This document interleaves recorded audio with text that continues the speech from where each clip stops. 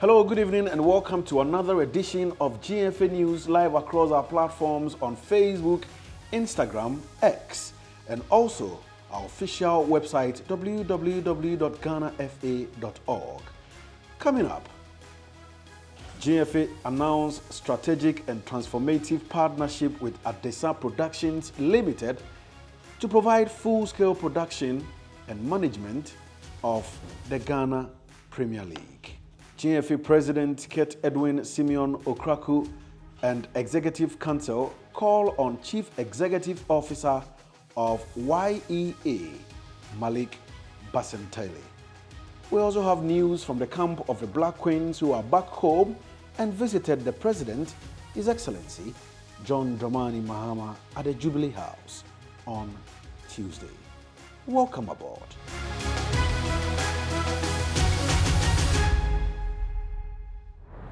You're welcome back. The Ghana Football Association on Thursday, July 31, 2025, announced a strategic and transformative partnership with Adesa Productions Limited for the full-scale production, management, and broadcast of the Premier League effective from the 2025-2026 season. The official launch, held at the Movenpick Ambassador Hotel in Accra, brought together an array of high-profile dignitaries and stakeholders from across government, corporate, and sports administration. Among those in attendance were the President of the Ghana Football Association, Kurt Edwin Simeon Okraku, Vice President Mark Ado, Chief of Staff Julius Deborah, Minister for Sports and Recreation Kofi Idi Adams, and Majority Leader of Parliament Mahama Ayariga. The partnership with Adesa Productions Limited marks a bold step towards re-imaging Ghana's Top Flight League as a modern, commercially viable and globally competitive sport product. Under this new framework, APL will spearhead the production, branding, marketing, and broadcasting of the league, ensuring world-class content delivery across multiple platforms. Let's pick excerpts from the Movenpick Hotel. Today, we are here unveiling a new framework, a new business model, a new vision. We are rolling out a process that places premium on what our players want and what you need. For the first time, we are building a structure where our game does not only entertain, but also pays for itself, sustains the clubs, and builds wealth for all our stakeholders. Hashtag igniting passion and creating wealth for all. What does this mean? It means our matches will no longer be games.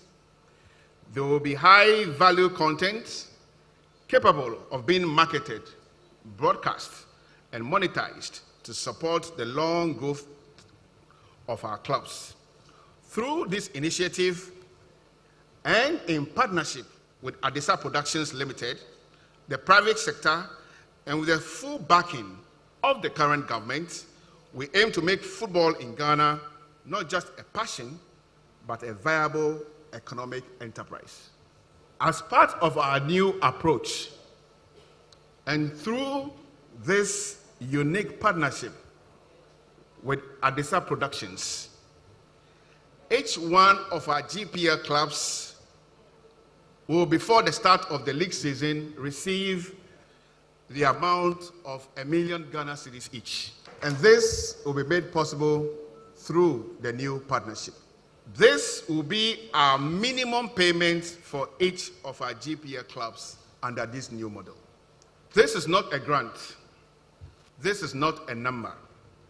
It is the firm commitment by the Football Association, by Adesa Productions, and by the government, represented here by our Chief of Staff, to ensure that Ghana football becomes what it's supposed to be. Indeed, it is an investment. It is a commitment to club transformation. It is a commitment in visibility. And it is a commitment in the business of football. It is the difference between delayed salaries and timely payments. It is a game-changing moment for our football. Here's something we are very excited about. We are working on a price structure that rewards every club based on your league position at the end of the season, and not just the champions. Whether you place first or you are 18th at the end of the league season, your effort, your performance, your participation will yield financial benefit.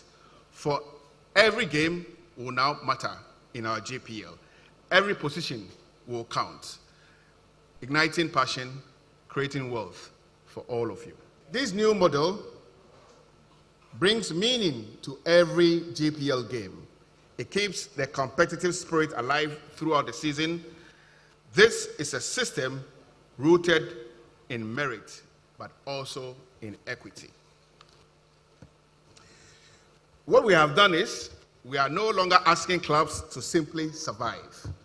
We are creating an environment where you can compete, where you can grow, and where each one of you can flourish. One where clubs can not only rely or retain their best players, but even attract new ones from beyond our borders. The talent of Ghanaian players is indeed undisputed. Why should Ghanaian footballers have to leave to be appreciated? Why? When we can make this league a destination in itself. Now is the time.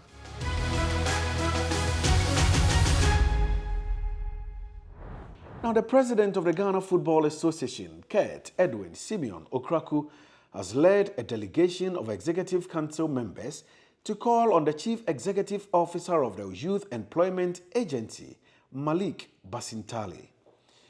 The high-level engagement held at the YEA offices was aimed at exploring strategic partnerships to support youth development and strengthen the existing collaboration between the two institutions. The meeting focused on key areas of mutual interest, including financial support for football clubs, particularly women's football, and leveraging football as a vehicle for youth empowerment and employment. Good afternoon. My brother, the CEO of YEA, senior members of the board and staff of the YEA, my colleagues on the executive committee, which is the board of football in our country. This visit has been long in coming, to be honest. It was my wish that I'll be here to welcome him on his first day of reporting to this premises. That is to show the level of support and alignment that we need or we want. Fortunately, the Almighty God has given us life and we've been able to see today. I think that the Football Association and your good selves have a history, at least in my term as the president of the Ghana Football Association.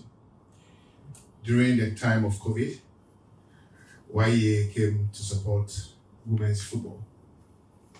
And that was the very first time in the history and the lives of many of our female footballers to earn money at the end of every month.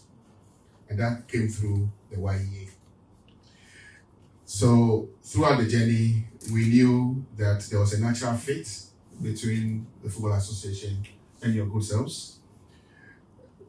We work with boys and girls who belong to that youth age category, at least from 0 to 35, for which reason there would always be a point of alignment, whether in refereeing, in coaching, in administration, etc., etc. Just like your good selves, we also provide employment for the youth of our country. In the last few weeks, the entire country glued to the TV sets, watching our beautiful queens glow at the WAFCON, which is the Women's African Cup of Nations. As we speak, they are back in Ghana, bronze medalists, and again, they belong to the youth category. So clearly, there is a lot of synergy, potential synergy between our good selves and the YEA. And it's the reason why you find all of us here, my good self with a strong team coming through to pay a visit to your offices, to get used to each other and to explore the potential that exists for all of us in this strategic space that we occupy. I think that I'm very excited about the opportunity to dialogue and to explore and to see how best together we can impact on the youth of our country. On behalf of the Football Association, again, we're very glad to be here, and we're looking forward to having a mutually beneficial relationship.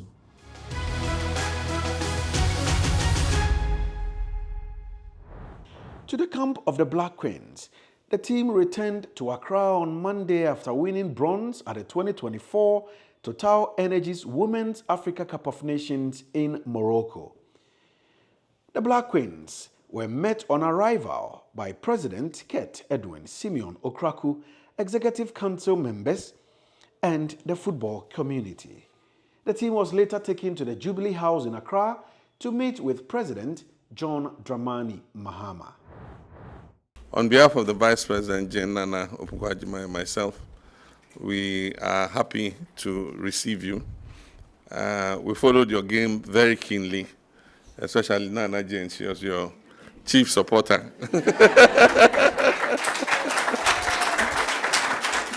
Your style of play was, fantastic. But I want to congratulate Kurt and the management team, the coach, and all of you for playing with a Lions hat. It was just unfortunate that you came up against the host nation at a very critical time, and they were determined to win, whatever happened. And playing against a home team, especially the host team, is not the easiest of things. But you held them throughout, and it was only the penalties that let us down. So all is not lost yet. Your best days are still ahead of you. There are many other games to play, and I'm sure that this is an experience you will take as part of the conditioning to rise to higher heights. And so we are all going to support you. Sports is a very important aspect for creating opportunities for young people, and that's why we take sports very seriously. Kofi is a dynamic minister, and we renamed it Sports and Recreation because they go together. And I think so far we are on track. We want to catch talents from all over the country and catch them young and bring them into training so that we are able to build formidable teams, not only in the area of soccer, but in the area of boxing, in the area of athletics and all the other sports disciplines. Ghana has always been a great nation when it comes to sports, and we want to recapture that glory from the period of our first president. But we can't do that without infrastructure. And so as part of the Big Push program, we've agreed that all the regions that don't have stadia will build modern sports stadia so that young talents can go there and train and be able to play and do the best that they can to nurture their talents. We also are going to equip some of the schools around the country as sports schools.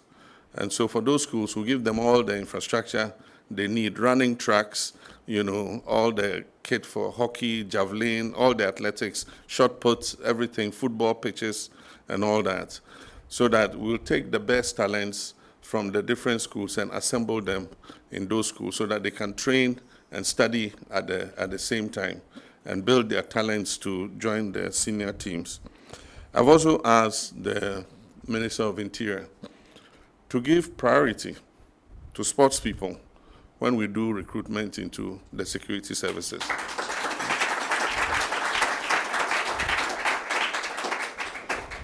Because in the past, when we brought sports people into the security services, it gave them the opportunity and the equipment and the facilities to train and improve themselves. And so even after the children finish the senior high school, we bring them into the security services, into police, immigration, prisons, fire service, and all that. And we used to have the security services games, CESA games.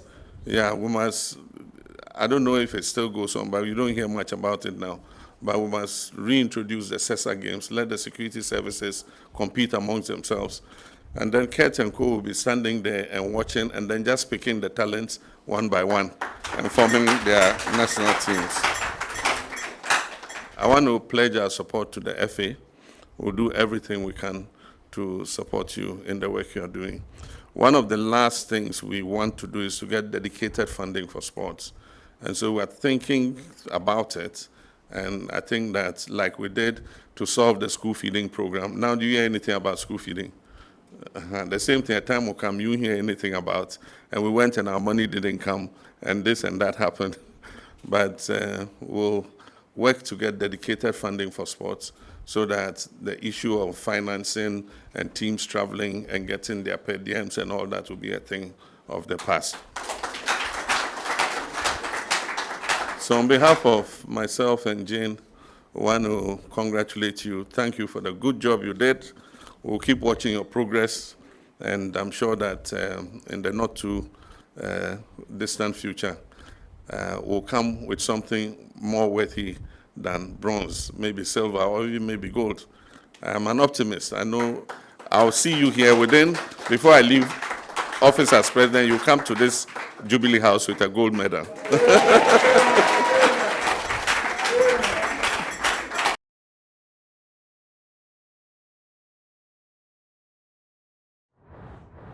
After the meeting, the players and technical team were hosted to a dinner by Vice President Professor Jane Nana Opoku Ajiman at the Tang Palace in Accra before breaking camp.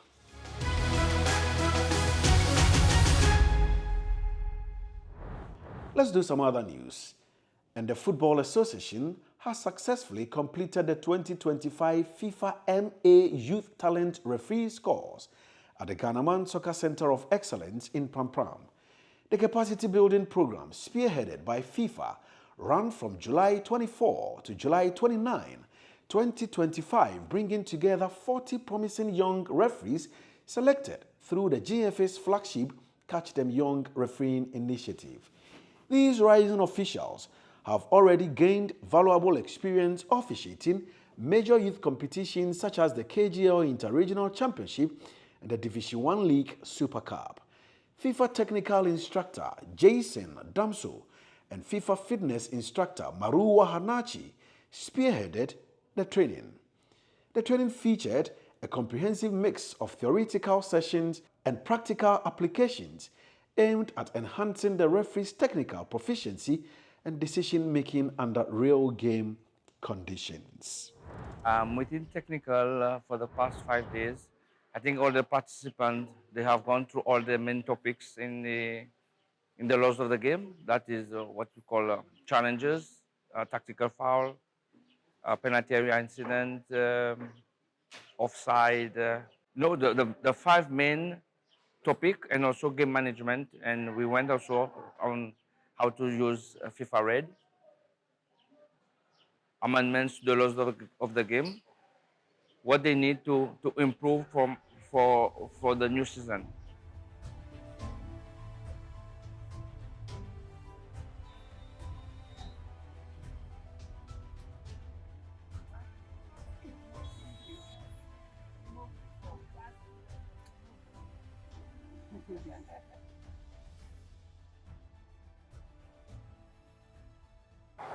We've learned a lot, starting from handball concept to tactical fouls, moving from tactical fouls to offside to game management, and then we did field work as well. At the same time, we learned how to read. We learned a lot on handball offenses, we learned on offside, and other things that are no more important to help promote and improve the game were taken off, and the ones that FIFA thinks it will be the best to improve and also make the game a good and a better one were added. So we were taught on how to deal with them and how to apply them on the field.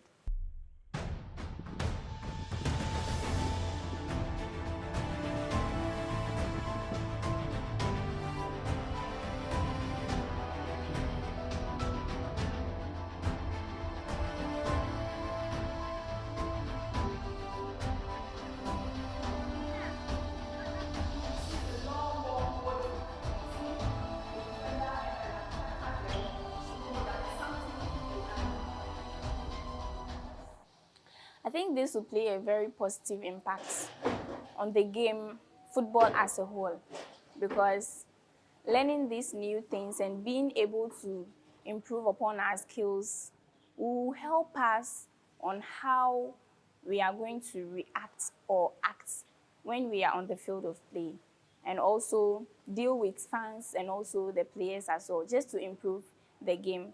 Laws of the game is universal, regardless if it's local or international. We came here to give maximum to the referees so that they can improve to get to the next level. This is our main duties for these past 5 days. And what we have seen some participants that have the talent to move forward, and very soon you will see them in the top league in Ghana, and why not some years to come, maybe they get a chance to be a FIFA international referees. Now the ball, and then now you play, but after continue, he's here, he's not playing, and then you continue. Now it takes something else. You see now? For example, if this player here was about to take the ball, it's difficult for you to clearly identify if really he was in a side position. Because your position, you should remain with which player? We're grateful to FIFA and Ghana Football Association for this opportunity, because not everybody has been here before. It is always an opportunity for us, and we appreciate them. We thank them very much for all that they've been doing for us over the years, and then organizing this course as well. I want to say a very big thank you to GFA. I want to say a very, very big thank you for giving us this opportunity to be here, because we are many and we have gotten this opportunity to come and learn. So we promise that whatever we have been taught, we will put it into practice and make good use of them.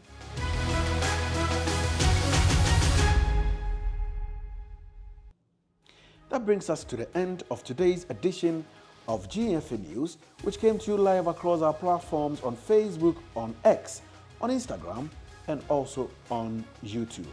Join us same time next week for another edition of GFA News across our platforms. Until then, visit our website www.ghanafa.org.